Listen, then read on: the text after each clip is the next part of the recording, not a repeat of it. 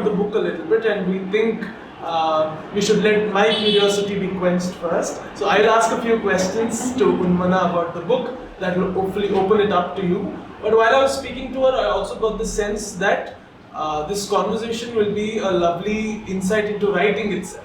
So if any of you are thinking about writing, I think you should really pick their brains. Right. Going into the book itself, I'll tell you that this is one of the funnest books I've read this year, mainly because it has everything, and most importantly because it has Bangalore in it, I think, and I'm romantic about the city despite fair warnings from my teachers about not being romantic about the city. The city is a dark place, it's also a nice place, but it's often a dark place, right?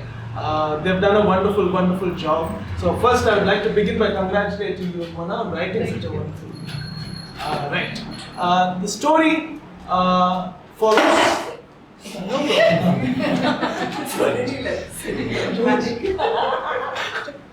As you may have known, the story is a murder mystery. It follows three. That was very appropriate. Yeah, very, very murder mystery. Three women, Nilima, Shweta, and Purna, who work at Chikkamma Tours, a company that gives tour around the city, and they are in a tiny office space in Jayanagar. And above them is a bookshop that is slowly going out of business. Right? The book opens with the murder of the owner of this bookshop, a Jagat, and we are then set on this track to find out who did the deed. We follow Nilima, a reader, and a fairly sort of normal person as they slowly transform into becoming a cooler normal person and then eventually a detective. Right? One thing that really struck me while reading this book is the many firsts this book achieves. Right? She's a woman detective. She's a queer woman detective. But the biggest thing that actually held my attention was the way Nilima, the lead character, eats food. Right? Throughout the book, right? There is chili chicken, there are fries, there is idli, there is beef stew and appam. You know, you have so much food strewn all across the book. And it's also not just that there is food, it's also the way she eats it. She eats it with one hedonistic sort of hunger, one love for food. That's something that I've never come across in any sort of detective novels or TV shows, right? Usually they are very cool men who are smoking cigarettes. She does that as well.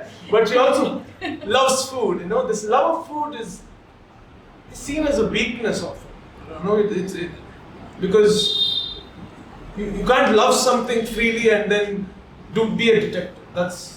You can love anything and be a detective because, you know, that's usually the point of the detective story, you know. They're falling in love, they're like, how is this happening to me, right? This person is not like that at all, right? So that is what struck to me first. So can you talk to us a little bit about why you've chosen to make our character someone who loves food like this? Yeah, first of all, hi everyone, thanks for coming. I tend to forget that I need to speak loud enough, so if you can't hear me, please raise your hand or something and I will try. Yeah, I already have so much to respond to in what you said. Thank you for that great description, by the way. I love what you said about the book. I love what you said about Bangalore in the book, which maybe we'll talk about later. The food part, I feel like to every question, whenever I'm asked, why did you do this or make this choice?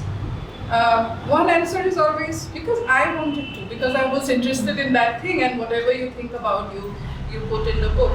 But also, I was careful to have that mean something more than I did it just because I wanted to, right? So here, it means several things. One is just consciously writing against that trope of a detective who's smoking and never eats and has dysfunctional relationships. I mean, Nilima has a bit of that and the smoking.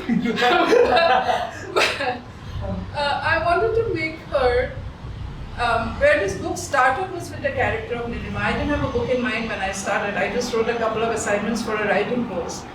And I was writing a character who I was very familiar with. Like, I know people like that. She has elements of me.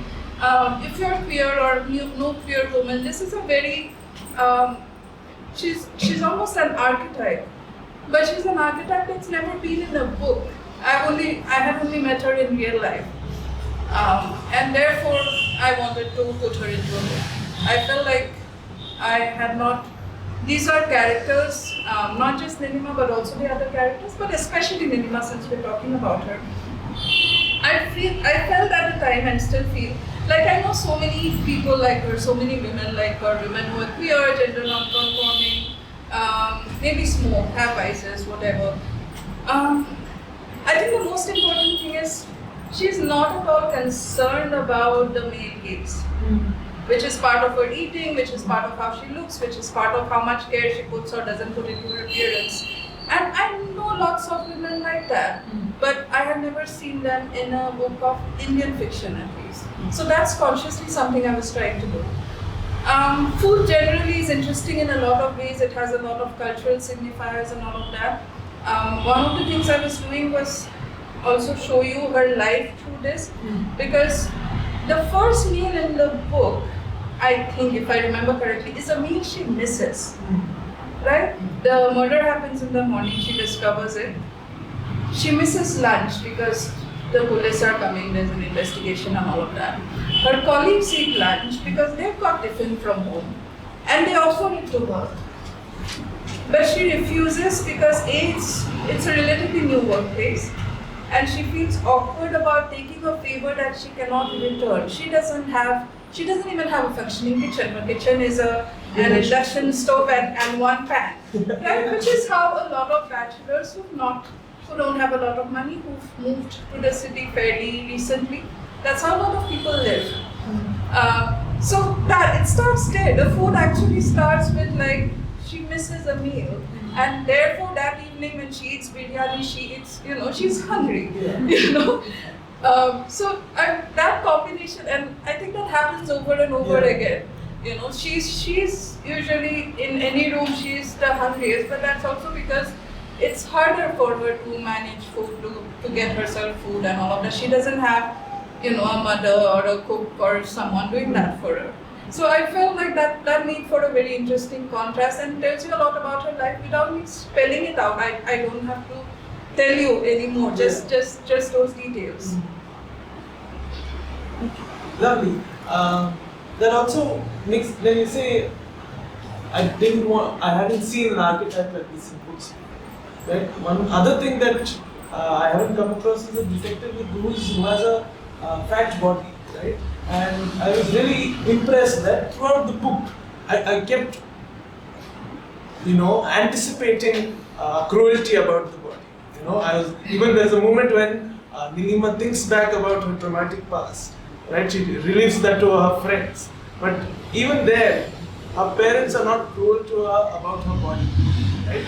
So I was wondering, what made you deliberately it felt like a deliberate choice, leave out this cruelty that is usually an experience of having a fat body. Right? So I'm curious about it. Before I answer the specific question, I also want to point out that I felt this cover was really revolutionary because we have a fat body on the cover, and I've not seen many book covers like this, and I'm very glad the publisher worked with me to do this. Like I explained what she looks like, and they drew her more or less exactly like I imagined, and not just how she looks, but how she stands. Like the original version that they had shown me had like a woman striking like like the typical sexy spy pose. I was like, look, that's not Nilima. Nilima would be slouching, and she is slouching now. I love that. And part of it was very consciously constructing Nilima as a hero. This is a character who's fat, who's queer. That's not a character who's ever allowed to be a hero. You might at most get one of those two things, one of the three things, fat, woman, queer, all three together. If she appears in a story at all, whether it's in a book, movies are changing nowadays faster than books in India are at least. She's a punchline, and that's the one thing that I wanted to avoid. Like, she has to be constructed as a hero and remain a hero throughout. She can have the setbacks that heroes have, right? Which she does. She does. Yeah, she can have the setbacks of both a detective hero as well as a romantic hero. But she has to be taken. The narrative has to take her seriously. So that was one. Secondly, fat shaming exists in almost every aspect of society, almost every corner, but not every corner. Right? I have been among friends where that's not even a question. There's been a lot of education by fat activists in the last decade, which is, I think, a big change. I don't remember reading anything like that or seeing anything like that growing up or till like a decade ago. But now that's changed, and therefore there are people who are responding to it and learning from it. And I wanted to show that bubble. We're all aware that it exists in real life. I didn't feel like, I need to bring that in. You can imagine that. I'm not really imagining, I didn't think I was imagining an idealistic place. I felt like I was doing realism, but within these spaces, these people are not doing that. Right? And maybe Nilima's parents fat shamed her, but that doesn't come into the story. We do get a little mention of how Nilima used to be a little conscious about her body earlier, but she's not anymore, which means she's been on that journey of, learning and feeling better. So at some point in her life, at least, she had faced that kind of issue. But I felt also it was important to show that these spaces also exist, these people also exist. And that's happening. I mean, it's not a fantasy that's happening right now. It's happening in very small bubbles, yes, but it is there. And I feel like representing the better parts of society is also very important. That's how we learn, right? This kind of reminds me of Schitt's Creek, the TV show, right? The creators famously said that they wanted to create a world where there is no homophobia, and this is like the redneck America. So it's slightly weird, but it works. It's a pleasant sort of a thing. I just realized that we haven't read out the excerpt that we had planned to read, right? So we'll give you like a taste of what the three main characters sound like now. Yeah, so these are the three characters who work at Chikkamma Tours. Shweta is the owner, Nilima is the newest employee, and Purna is the youngest employee who Nilima does not like. Okay, if anyone wants to read along with us, we are on page 96. Right? That's the part we're reading. And Pranav is going to do Purna's voice so that it's a little easier to follow. Yeah. What time, Nilima's asking, what time did you guys go home that night? Sunday, I mean. You were both here when I left. Are you suspecting us of murdering Jagat? Shweta asked coolly. No, Nilima rolled her eyes. I'm asking if you saw or heard anything. I didn't, Purna said. I left around 8. I remember because I made it home before the family sat down to dinner. So my grandma didn't yell at me for once. And the police already asked us this, remember? I went straight home. You left a little before me and went home and were all alone all night. It was the same with Shweta. I know, but I didn't note down the times, Nilima said, grabbing her notebook. Humor me and tell me when you went home, boss. I left soon after you guys did, Shweta answered, definitely before 9. And I didn't see any suspicious people lurking around, else I'd have mentioned it earlier. What about cars? Nilima asked. You drove home, right? Yeah, in my Escort. You went home with an escort? Purna asked. Not with an Escort.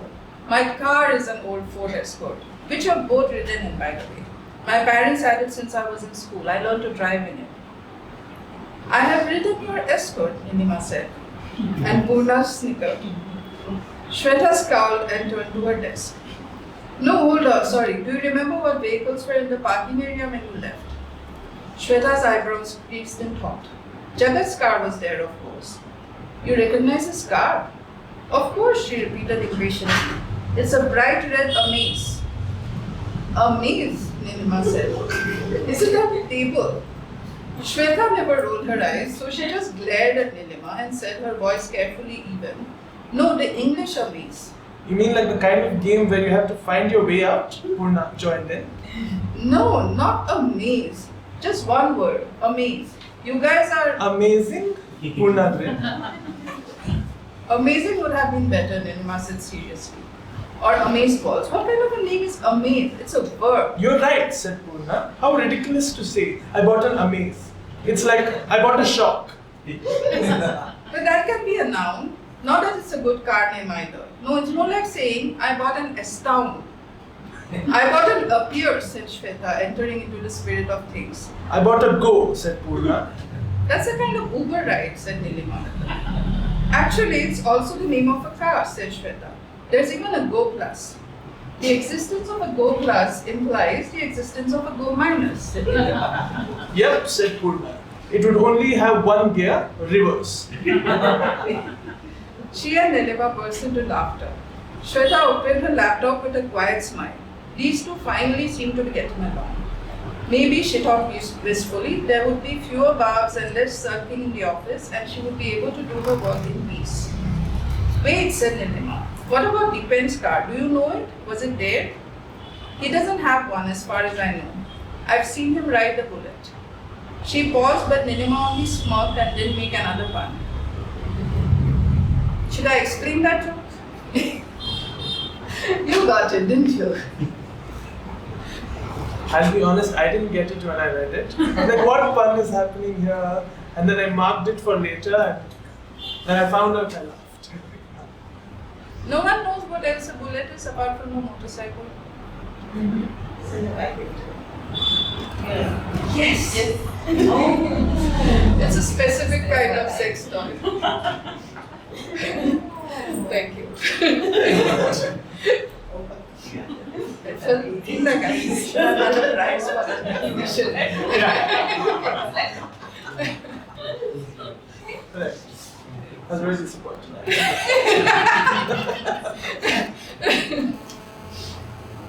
Right. I'm very happy to be reading this part out. Firstly, this is the first time I've read it out, and I'm very glad you guys found it funny. But also these scenes between the three of them where they're talking and joking with each other, where the scenes that came easiest to me, they are to me the core of the book, the relationship between these three characters and how it goes from, if you read the first scene that they are in, it's very antagonistic. They're all talking at cross purposes.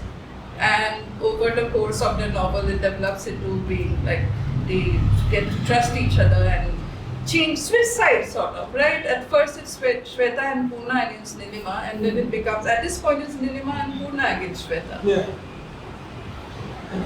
It's very lovely because it reminds me of something Fran Lebowitz had said.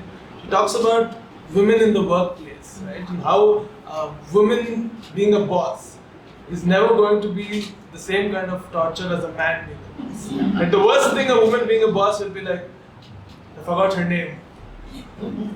Devil Wears Prada. Right. Miranda Priestley, right? Will be a Miranda Priestley. But a man being a boss can be a whole different sort of nightmare. Yeah, exactly. Right, that brings me to the other part of this book, right? The relationships these three have with each other.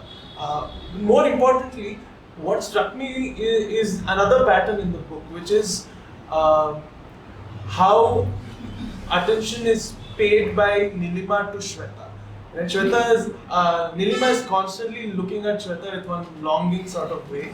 Right? I remember one moment in the book after she's had a very funny accident. She's in the hospital and she's, drugged up and all that, fully drowsy, etc. And Shweta walks in and the line goes, Shweta looked resplendent in a peacock blue sari. And I was like, I thought Nilima was hurt. Right? There's one line before that, she's like a lot of pain in the shoulder, like a lot of pain, pain, it's shooting pain, etc. And then Shweta walks in and like she looked resplendent in a blue sari. Right? It is a very trippy moment. And it never stops throughout the book. Right? You keep getting these beautiful dress descriptions, these beautiful descriptions of Shweta being beautiful, basically, for Nilima, right?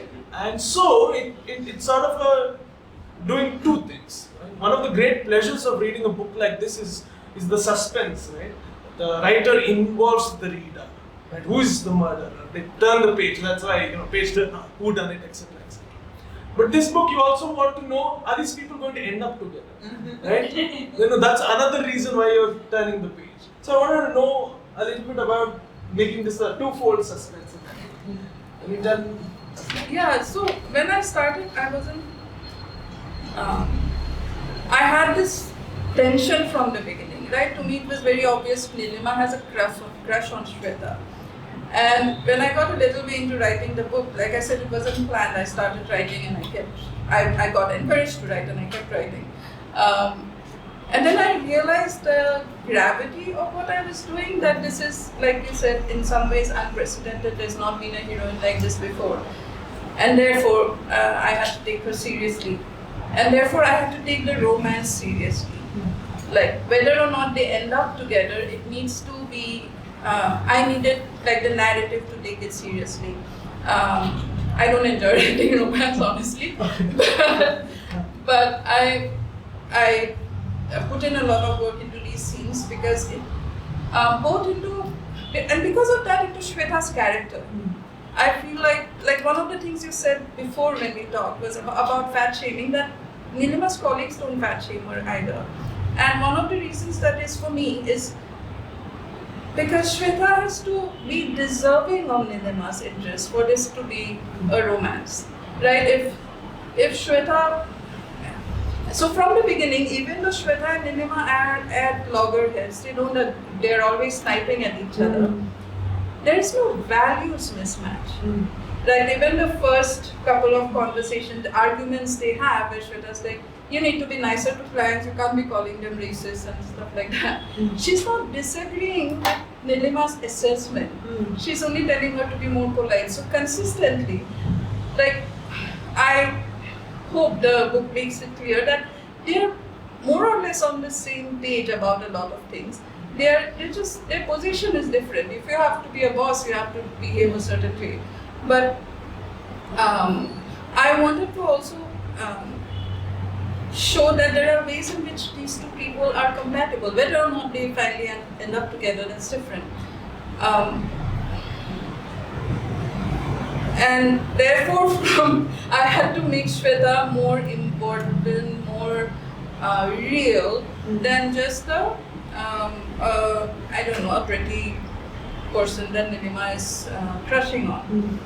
And as I kept writing, I started off with Nilima, right? And I put a lot of, I put a lot of myself into her in some ways, like her crankiness and her sort of black and white thinking is very much how I was when I was younger. As you grow older, you learn to navigate some of these things. And Nilima's quite young. But as I kept writing, I also felt like I related to Shweta in quite a few ways. Especially in terms of being a woman who's considered straight. And I don't want this to be a spoiler, even though it's not spelled out through most of the book, but it's not. It's very easy if you're I don't know how many, and she was married to a man for a while. She's divorced now. As someone who's seen as a woman and is married to a man, unless I wave a flag everywhere I go or tell people all the time, I'm always seen as cis and straight, right? So I wanted to write part of that experience in. And I think one interesting thing that it did while I was doing that, because there's Nilima, then there's Shweta, then there's should I go ahead and tell them more about the characters? Yeah. Our police woman Sharmila is also queer, and she used to be she is currently in a relationship with Nilima's very first girlfriend, which brings both added tension and added opportunities for connection, right? And therefore her girlfriend is in the book. There is a trans woman who works at the bookstore. Nilima's best friend is trans. So this book is populated with queer characters. In a way, again, that feels very true for my experience, because if I don't know how this happens, but I feel like queer people attract each other in some way, like you right? Even before you know that the other person is queer, you sort of gravitate towards each other. So if you know one queer person, you probably know a bunch of queer people. I was also very angry, and still am, at the fact that if you read most books set in India, there are zero queer people. There might be one stereotypical gay man at most. Therefore, I was, okay, if that is your reality, straight authors, this is my reality. This is how the world looks like to me. There are no queer men in the book. Sorry, I forgot what I was saying. Yes, other character. So while I was, it also struck me that it's queering more than the people that you know are queer, because then hopefully a reader starts questioning. You don't know people's sexuality or gender even unless they tell you, right? Someone might be married and not be straight. And if you have this kind of reversal where all the important people in the book, all the important characters, except Poona, who's not necessarily straight, her sexuality is not mentioned. If they're all queer women, then you also wonder, it doesn't mean that everyone else who's not mentioned is straight, right? And I feel like that's the kind of spirit I take to the world, and like, not assuming that the default is straight. And I felt like that's something that I didn't do very consciously, but I felt like that's the result of having all these characters in the book. This idea of taking romance seriously, it's a very lovely idea. Paramita constantly talks about it, right? Especially if it's not the kind of romance that's been traditionally privileged and held up as the ideal, right? Yeah, and if you think about it, these pursuits are seen as frivolous. And to take frivolous pursuit seriously is, I think, a lovely, lovely thing. I don't know if this is anecdotal, no real evidence, but I feel like queer lives take desire very seriously, and that's probably part of. Partly because they're forced to, I think, right? Because straight people don't really need to talk about it because it's the norm. If it's not the default, then you're seen as pushing boundaries, even though all you're doing is living your life. And I'm very, very glad you mentioned Paramita Vora, because I love her work. I love Agents of Ishq. I think their read is taking pleasure seriously, and that ties in very well to what you said at the beginning about food, yeah. right? Yeah. Right. Before I reveal one very big secret about the book, right? One more amazing thing that happens is the seriousness to frivolous pursuits, so-called frivolous pursuit, the seriousness to those things sort of spread across the city, right? The mundane in the city becomes really exciting, right?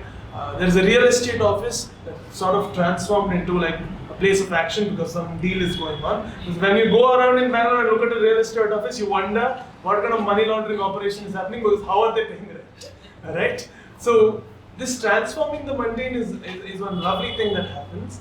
And when I was reading the book, I told Unmana that I don't know why, but I'm feeling really, really grateful for the rain. Because this feels like a book that needs to be read when it's raining outside. And they told me that it's probably because there's a lot of rain in the book. That's true, but I'd like to disagree a little bit. Because I think part of the reason it's so enjoyable when it's raining outside is because I was in my bed. I got this fancy new mattress, and I was under my blanket and I was reading it.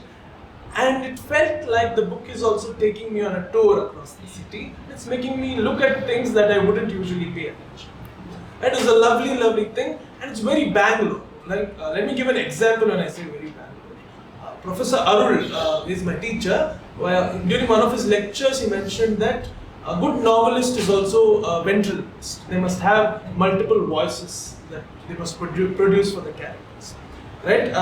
So I was very impressed by what Unmana has managed. I'll just give you a small example of that, right? This is a character's voice. There's Sampath, an old man who works at the bookstore. He's a loyal sort of worker, but he, is not paid very well, etc., etc. It was around 4 in the afternoon, a week later, when Nilima ambled towards the office. She had had a croissant and a coffee at a nearby cafe and was smoking her third cigarette of the day. You're reading from the epilogue. Okay, sorry, go on. Feeling at peace with the world, the sultry afternoon was melting into a fine drizzle that evaporated as soon as it touched her skin. She turned her face up to feel the droplets on her skin and almost bumped into a man standing in the lane. Nilima madam! It was Sampath, of course. Sampath sir, how are you doing? I am fine madam, A1, absolutely well. I'm glad, she said sincerely. I was just visiting you all, he pointed to the ground floor window, to thank you. So nice of you madam, and Shweta madam, and Purna madam. Not at all Sampath, she says. If you pay attention to that part, right? I didn't make up that voice was in the book, right? And Unmana manages that throughout the book. Right? There's an Anglo-Indian character who sounds very, very Anglo-Indian, right? The Anglo-Indian character says he was a decent chap and things like that, So you can really imagine that this is a Joanna David or someone like that. So this voicing of characters is beautifully done in the book. But during our conversation, I found out that Unmana has never lived in Bangalore. So I was really surprised. I was like, how did you write such a lovely Bangalore book by not being in Bangalore? So obviously I want to know more about it. Can you please? To clarify, I have spent time in Bangalore. I haven't lived here. Yeah, I've been here for a couple of months. Was the longest I was here, which was when I started writing the book, and then I came back for a month to do research.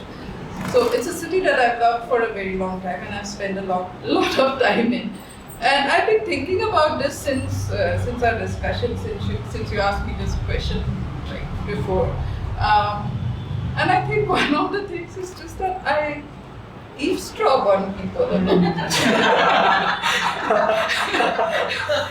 I think some of that helped me construct Sampath's voice at least. Just listening to how people speak. Joanna Ribello, I think her name is, I forgot it, yeah. I based her on a teacher I had in school. Anglo-Indians are Anglo-Indians everywhere, right? She was not a Bangalore person, but those speech rhythms I still remember. And yeah, just I think paying attention to how people speak, and I tried very hard. I did a couple of revisions just focusing on the conversations. I looked through once to see everything Nilima says, and does it match the way her voice sounds in my head. I did that with the major characters and with Sampath. Somehow, even if Sampath is not a major character, his voice seemed very important to me. I think he became more important as I kept writing him. Funnily, because at first I constructed him as a bit of a stereotype. He's this middle-aged uncle who comes and tells the girls, "What are you still doing here? Go home, it's late." At some point I felt I think it was partly just that I spent so much time on this book. I spent 5 years writing it before I got a publisher, so I was revising it throughout. Every year I did 2 revisions. And just through that, because the more time I spent with the characters, even the characters that I disliked a little bit at first, like Nilima, I had a lot of sympathy for them. And I think that helped with constructing their voices also. Yeah, and I wanted to make sure everyone sounds distinct, everyone doesn't necessarily speak correct English. And even between people who do, Nilima's speech rhythms are very different from Shweta. So it was a lot of fun, but I'm glad it's working. And why did you choose to put the book in there? It came to me in Bangalore, right? I thought of I was here doing a writing workshop run by Anjum Hassan. I came specially from Bangalore because Anjum Hassan is doing a writing workshop. If I can get in, I will. And Zakoya. who's her husband and is also a thriller writer, and Ishwar Sundaresan. And Zach really became my mentor because I wrote a couple of scenes for his classes, and he said I should turn it into a novel. So I started working on it right away. At first I was like, no, I don't have a novel. I just had these scenes that I did for the class. And the reason I did this scene, the first scene I wrote was when Nilima's pitching a literary tour to Shweta. And Shweta is not interested. Jasu wants to do a literary tour. But I feel that if any place wants a literary tour, it's Bangalore.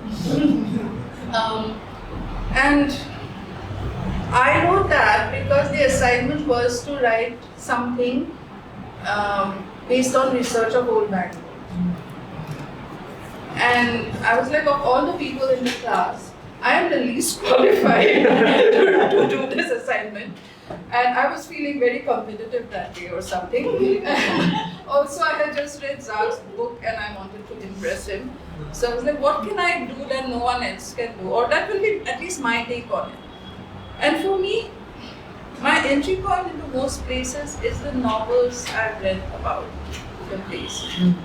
So even though I visited Bangalore several times over the years, I had a special, a different understanding of it. I mean, there was the real Bangalore that I knew, and there was the Bangalore that I read in Anjum Hassan and Vivek Shanbag's and Zach Oya's work. They're all very different Bangalores. But anyway, so that's how I started writing. It started from a place of feeling insecure and like an outsider in this city. So I wrote a heroine who's feeling insecure and is an outsider in the city, and using books like to connect with other people, and it's failing for her. And that's how I started. And when I went back to Bombay, I thought it would be so much easier to write a book set in the city I live in. I thought about moving there. I tried writing a couple of scenes, but it didn't work for me. And one big reason it wouldn't work was because if you had a tour agency in Bombay, they would not rent an office. They would all work from home. No one can afford real estate. And either it would be very unrealistic, which I would hate. Like that kind of detail I personally dislike very much in novels. I can be reading a novel that's very fun and this police inspector character has a bungalow in Andheri, and I'm like, how is he so rich? And like he's not rich, apparently, honest police officer. Parents left him a whole bungalow in Bombay, and I didn't want to do that. And if I did it realistically and had them, I could have my characters in the same room. And them being in the same room and getting annoyed at each other's presence and eavesdropping on each other's conversation was a major part of the story. So I think that was the main thing. The other thing was also it felt like Bangalore had given me the story. Bangalore's bookshops had inspired me. Being in Bangalore had inspired me, and I felt like I should miss with that. I should continue. I knew at some point I would hit a roadblock and would have to. I was really resisting coming back and doing research. I'm a stereotype of a writer. I'm an extremely lazy person. I do not like to leave home. Therefore, I did not want to make a research trip, but I did finally, and I think it helped. I'm from Yelahanka, but if you have it, I think it's a great Bangalore novel. Do you have time for one more?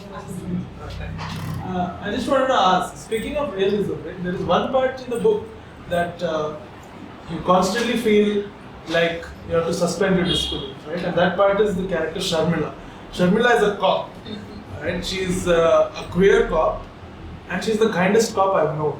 Right? When you're discussing the topic of or the theme of this conversation, we're thinking about hope and comfort in the murder mystery, and I think she's the most hopeful thing about this entire book because usually when you think of the police force, it's with suspicion, not without cause, right? So I'm very curious about why you made the police such a kind sort of presence, right? That's. I think a little bit. I think reading Sharmila as kind is depending on who you're comparing her with. I mean, if you're used to reading police procedurals where the police is the hero, Sharmila is not much of a hero, right?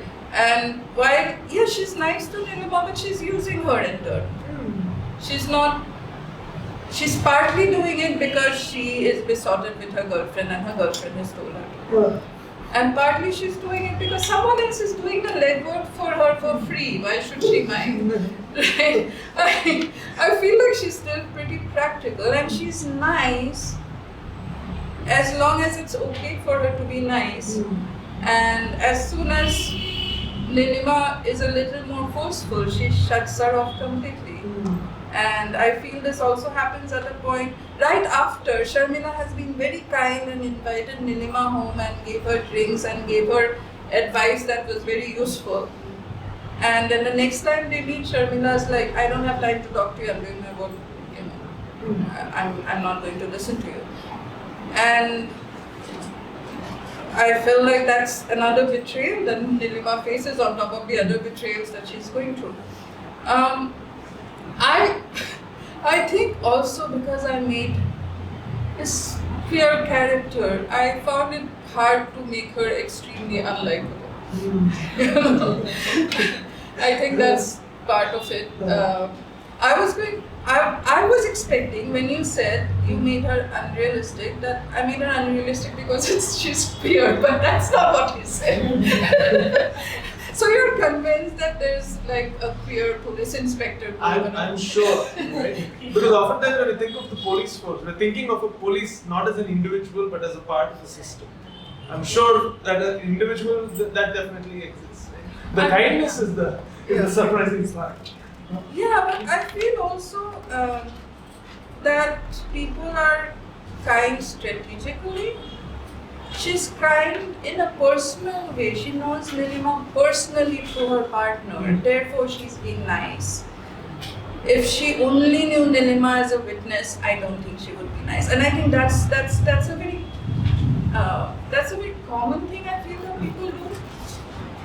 Right? Like you, on a personal level, you're polite to your friends and your wife's friends or whoever. But she was not nice to the other suspects. Yeah, the other thing is if Sharmila was a man and if Nilima was his girlfriend's ex, that would have played out very differently. That's also, I think, part of why I imagined her to be kinder than usual. Yeah, I feel like I was going to, again, I don't want to say that there is one universal queer experience, but I feel like in queer circles, it's quite common to have your ex and your, ex-girlfriend, current girlfriend, future girlfriend part of the same friend circle. It's a small circle. So I feel like we're a little more used to that kind of thing, and it's awkward and complicated, but it's also very normal because you can't avoid each other forever. There's only like so many queer people in the city who are, so I feel like that's part of it, and the other part of it is, again, this is not explained in the book. Sharmila's motivations are not explained, but for me, part of her helping Nilima was queer solidarity, right? And I feel like that's something that queer people, instinctively do with each other. Like, you're much more likely to, help out a person you know is queer than you might otherwise. And maybe she's also feeling a little blackmail pressure. I don't know. She's closeted. You can make her I made her a little, I think, inscrutable. You can make her evil if you want to. Like, you can read that into her personality too. Right. I think we'll open the floor up for questions. If the audience has any questions. Before... we also have one more reading if you still want to do that. Yeah, we have one more reading as well, and I have one more small question also. Right? You want to have the audience go first so that we can do like a dramatic finale. Okay. Anyone? Yes. Nilima is Assamese, so how did you come up with that choice? Because I'm Assamese. I don't think when I started writing the character I had a clear sense of who she is, but it seemed obvious to make her Assamese, partly because it's easier for me, partly because there's not a lot of Assamese people in fiction, so why not? Hey, Manish, by the way, helped me a lot with writing the book. He was my Bangalore consultant. He read the entire thing twice and annotated it. Like, so yeah, that was partly why it feels like a Bangalore book. I think because of something that Pranav said at the beginning, that the city is a fact of the things that people told you, that the city is a fascinating place, but it's also a not nice, dangerous, whatever place.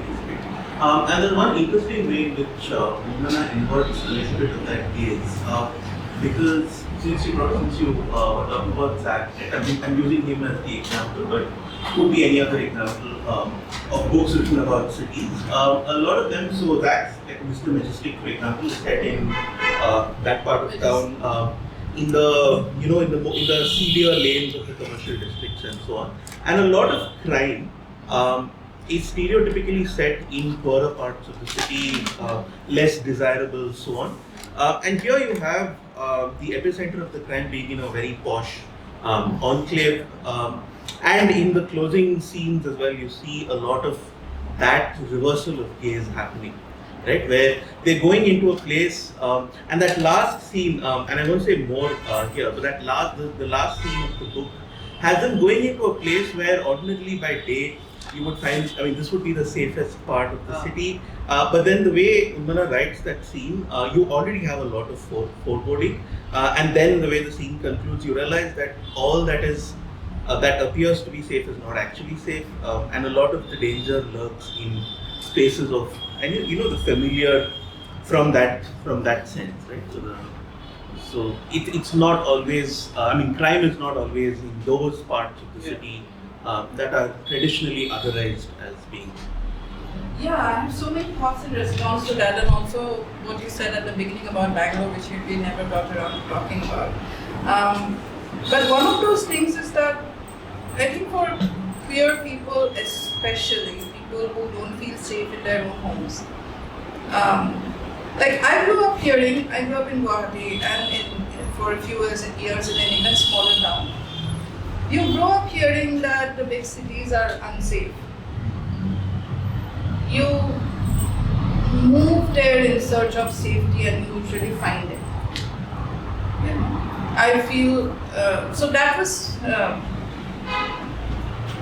part of, I forget what you said, but you said something similar, right? In terms of cities are both safe as well as not. And they can be unsafe in the sense that, there's a lot of people and things can happen, but there's a lot of things that happen in small towns as well. There's a lot of things that happen behind closed doors in middle class, upper class neighborhoods. And this is not new to me. I feel like this is very much the cozy mystery genre also. This is very much Agatha Christie, where crime happens not in the crime-ridden parts of the city, but in the nice big country house or nice village or something like that. It's part of the shock of a murder, right? That it happens where you're not expecting it. That's part of the fun, I suppose, of a murder mystery. But also, I did want to, and that's where I think Nilima as a heroine also helped, because she's very skeptical of all of that. She's very skeptical of authority, of wealth, of privilege. Not that she doesn't have any. She, like most of us, she's not very aware of her own privilege. But in general, she's not very respecting of authority because she's never been quite inside institutions. Again, as many queer people, it's hard to make your way inside the conventional institutions of power, by which I mean academia, police. You might, but you'll be deeply closeted. And Nilima is a very black and white person. She's refused to be closeted. And therefore, things are changing now, I hear. But when I was writing the book, when I started writing the book, Section 377 was still in force. It changed while I was writing it. But and things have changed a little bit then, but I don't think they've changed that much. Like, there's a little more visibility. I don't know if there's much more actual power or just redistribution of resources. Right? I forget where I was going with this. Yeah, I was going with Nilima is not respectful or trusting of the conventional trappings of respectability. And that's one of the things I was writing against, like that respectability doesn't mean much. Also, Manish's point about the city being. It also reminds me of why Nilima left in the first place. She came for anonymity, and that's the nicer thing that the city affords, right? She's in a place where everyone knows everyone, and she's not able to be herself back home. So when she comes here, suddenly she's finally afforded that anonymity. Right? That's something that your point reminded me of, even though it's bad. Yeah. Any other questions? This is where Nilima shares something about her personal life, and the person she shares it with makes a joke, and then she realizes that she's got to be more careful while sharing her personal life. So I mean that's an experience a lot of people have. Yes. Yeah. It's definitely an experience I think almost everyone has had at some point. But also if it's more the norm than otherwise, like if you're already used to being careful, you know there are specific things people are going to judge you for. There's things that you cannot reveal about yourself to everyone at least. And you're careful about who you let in, and then someone you let in is mean to you anyway, then that hits a whole other way. So my question is very simple, but I will do a preamble of basically saying that I'm absolutely smitten with this book. It's actually one of my favorites. I found it very randomly at the Hyderabad airport. I shuttled between Hyderabad and Bangalore. So there you go, your books are available in the Hyderabad airport. Yes, I felt that it was important to convey this to you. And everything about the cover is actually, I'm very basic that way. I do judge books by covers, and it was excellent.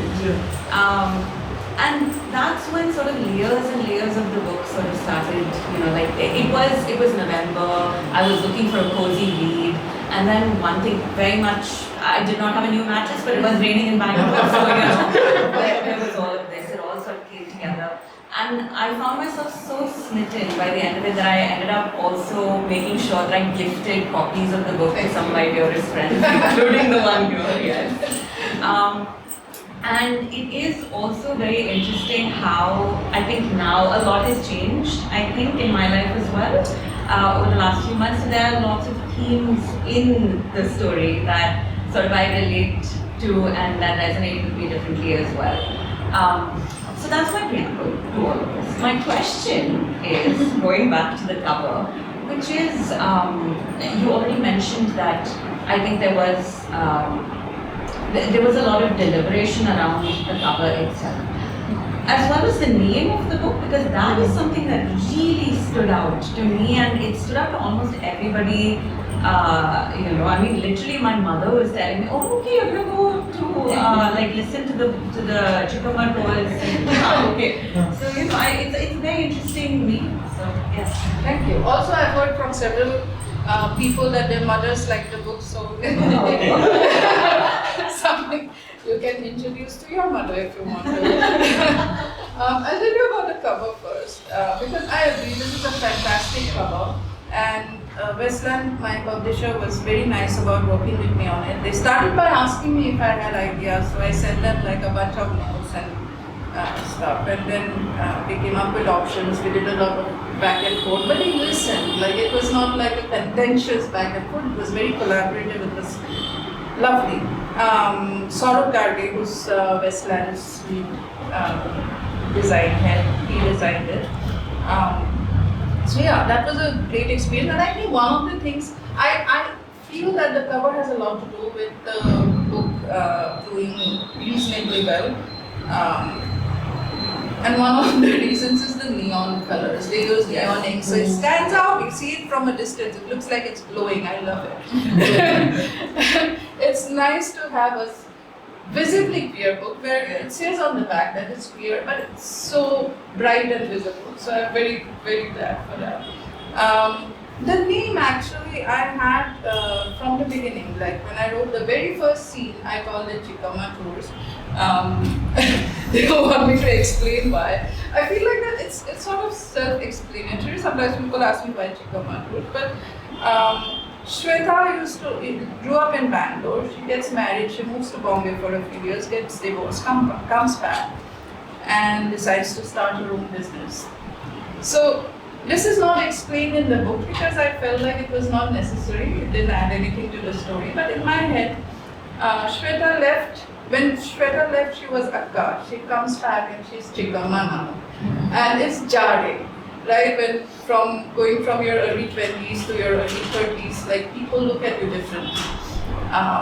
And coming back to a city that's also changed a lot in those few years.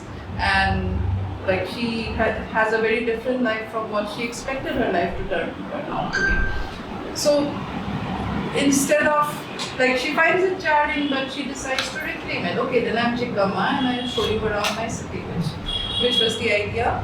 I had Chikkamma Tours as the title.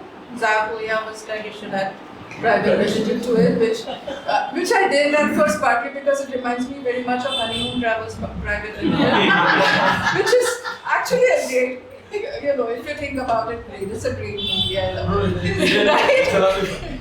Yeah. Surprisingly queer also.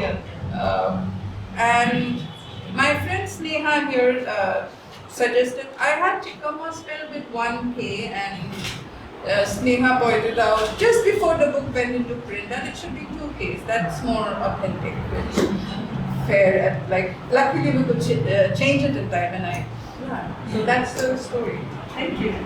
Since Unmana has appointed me a Bangalore consultant, I must say that I did very little of the work. And there's one scene in the book which I'm using to illustrate this, which has not changed from the time she wrote it. There's this point where Neelima and Shweta are going somewhere and they get stuck in traffic in the car. And Shweta is cursing the traffic, and Neelima just looks up and she sees the canopy and the trees around her, and she's like, this is such a beautiful place, I could be stuck in traffic and be very happy here. And for me that was also like a very interesting inversion of perspective, because for Bangaloreans, like we are Shweta a lot of the time, but then sometimes it takes people who are visiting the city to be like, you guys have a lot of things like going for you here. And for me, that could have been many places. For me, that was the specific, that immediately brought to me the specific stretch of road, the stretch of Palace Road between Balagui Guest House and Nagma, that small stretch. I've been stuck in traffic myself on that road, and now I think of it with new perspective. One small point about Pranav's remark on the queer cop, right? It's interesting because I work in an institution that also hosts a queer archive, and one of the stories that is told about the early history of queerness in India in connection with the law is an incident from the 1980s where two women in Madhya Pradesh got married. Yeah, I remember that. They were both police constables, and the incident caused a stir because it resulted in their dismissal from the force. And there was a lot of hullabaloo about it, right? So queer policewomen have been part of our, I think, queer history in like significant ways as well. No, I knew this. I had this in mind while writing, and like there's been at least one instance, maybe more, but it's also queer people are everywhere, right? They have the name board, right? You see on the door, it says Sharmila and Hafiza, both of you are there. Yeah, so this was part of something Manish and I had discussed actually. Like, I didn't have it very explicitly in the book at first that Sharmila was closeted at work and out at home, which is, I feel like, somewhat common queer experience again. You're out to your friends, may or may not be out to your family, and closeted at work, or that kind of thing. And I think in revisions I made that much more explicit. Partly because I realized that also brings in the question of, you can't tell people, so this is something that, you ask friends sometimes, do I introduce your partner as your partner or is it something else, like that kind of thing that we're used to doing. So I therefore made it more explicit. Also, sorry, another thing I thought of was that people are used to women living together as roommates. Like no one questions it, right? They're assumed to be men living. It's when a man and woman live together when they're not married that questions are asked. Funnily enough, now two women living together, yeah, they're roommates. Like why not? It's a great book. Yeah. In the renting of right. We will read one last excerpt before we close for the night. I think there are books also for sale. Yeah. Yes. There are also copies for sale if you want to pick. Yeah, if you want to pick them up and get it signed with a note by Unmana, right? So that option is there. So please, I encourage you to do that because it's a lovely, lovely book, and you should read it before the rain leaves us. Right?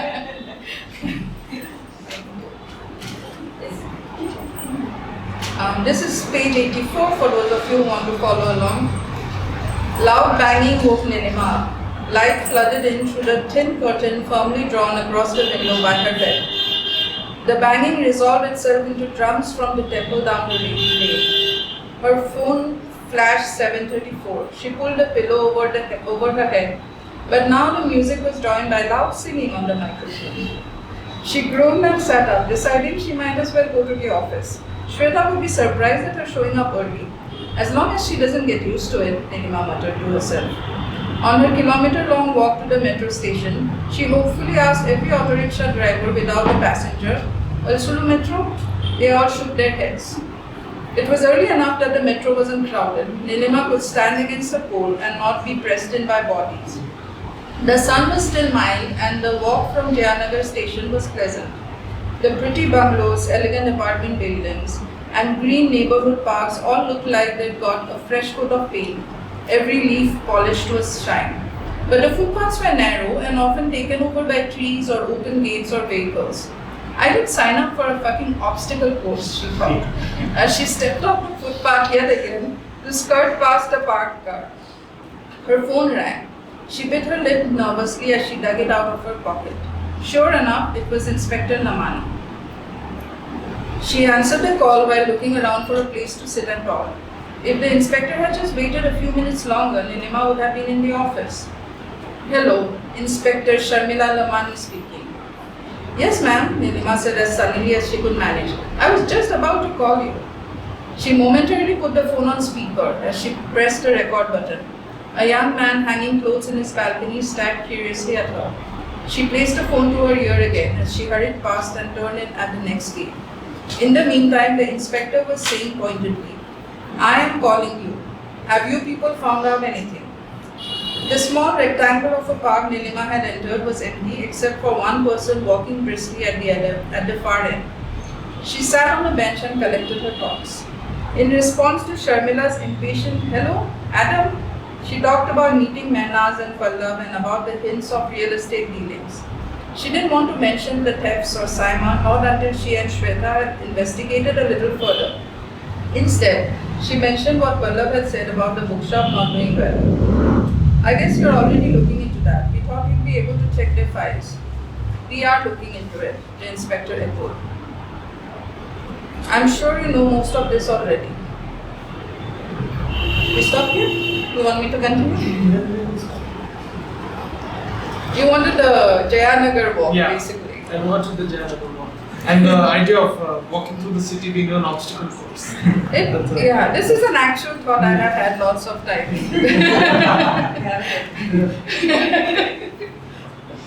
Thank you all so much for coming. I hope Thank you. you got something out of this talk. I'm sure you did. It's such a lovely, lovely time. Thank you for Thank sharing you. with us. Thank you also to Sandbox for making this possible. Right?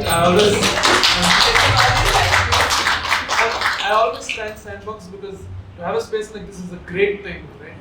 And oftentimes, as privileges go, we only realize them once they're gone. So I'm very actively trying not for that to happen. Thank you.